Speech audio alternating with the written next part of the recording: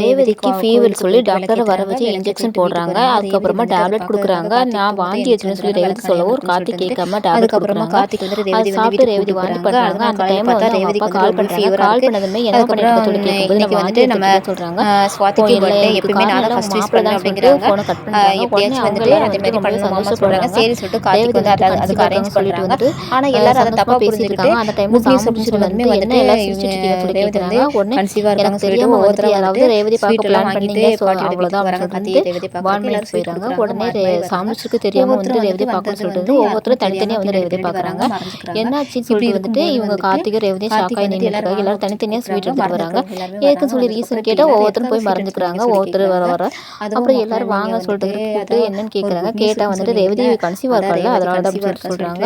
யார் சொன்னதுன்னு சொல்லி கேட்கும்போது நீ தான் நம்ம சொன்னு சொல்லிட்டு வந்துட்டு ஃபோனில் அப்படின்னு சொல்லிட்டு அவங்க அப்பா சொல்கிறாரு. இதுதான் காரணமா அப்படின்னு சொல்லிட்டு முடிச்சிருக்காங்க.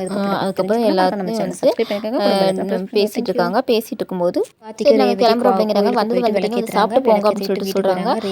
இல்ல சாமுக்கு தெரிஞ்சு அவ்வளோதான் அப்படின்னு சொல்லிட்டு வந்துட்டு ராஜராஜன் சொல்றாரு. அதுக்கப்புறமா கார்த்திக் வந்துட்டு இல்ல வண்டிங்க சாப்பிட்டா ரேவதி இருக்காங்க. அதுக்கப்புறம் இன்னைக்கு வந்துட்டு நம்ம ஸ்வாதிக்கு பர்த்டே எப்பவுமே நான் தான் ஃபர்ஸ்ட் விஷ் பண்ணுவேன் அப்படிங்கிறாங்க. எப்படியாச்சும் வந்துட்டு அதே மாதிரி பண்ணணும் மாமா சொல்றாங்க. சரி சொல்லிட்டு கார்த்திக் வந்து அதுக்கு அரேஞ்ச் பண்றாங்க. ஆனா எல்லாரும் அதை தப்பா புரிஞ்சுக்கிட்டு குட் நியூஸ் அப்படின்னு சொன்னதுமே வந்துட்டு நம்ம வந்து ஒரு பக்கம் கன்சீவா இருக்காங்க சொல்லிட்டு ஒவ்வொருத்தரா தேடுறாங்க. ஸ்வீட் எல்லாம் வாங்கிட்டு பாட்டி வீட்டுக்கு வராங்க. ரெண்டு பேரும் சேர்ந்து கிளம்பி வந்து இங்க வந்திருப்பாங்க சொல்லி ரேவதி பார்க்க வராங்க.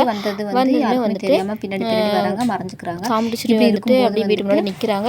எல்லாரும் இதை பார்த்து ஷாக் ஆகுறாங்க. இதோட எபிசோட் முடிச்சுக்கோங்க.